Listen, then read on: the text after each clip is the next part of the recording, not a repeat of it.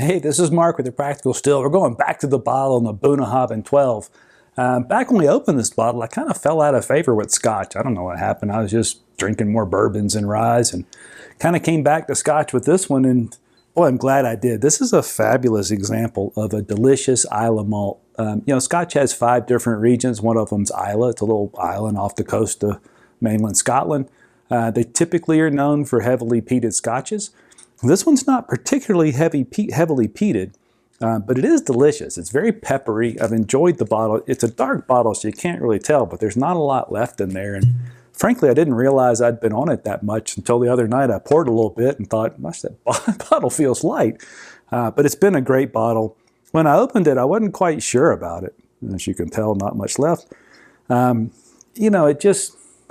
think I forgot that sometimes Scotches can be delicate, and they can kind of make you work for it a little more. And I think that's owed to the fact that Scotch gets aged in used barrels. So it'll be used bourbon barrels or used sherry barrels. This one's kind of a mix. It's some sherry and some ex-bourbon barrels.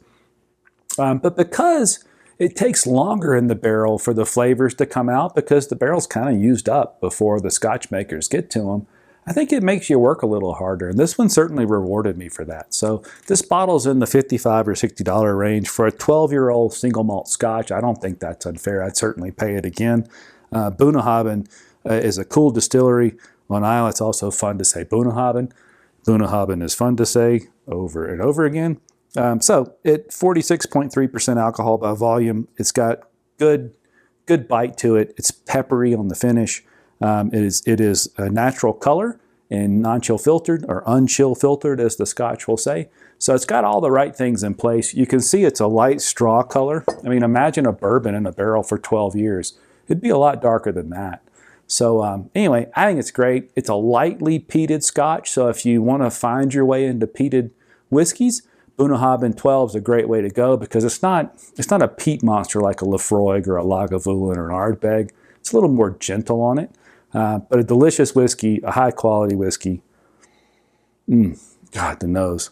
You get the sherry, you get the peat, but it's not overwhelming. It's just a well-balanced, delicious whiskey.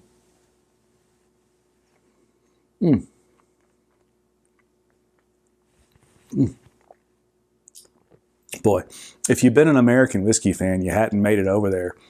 It's hard to start with something like a Laphroaig, but if you want to explore one of the 5 whiskey producing regions, and Islay's on your list, you just can't go wrong with Bunnahabhain 12. Give it a shot. They do a lot of other whiskeys too. Give those a try.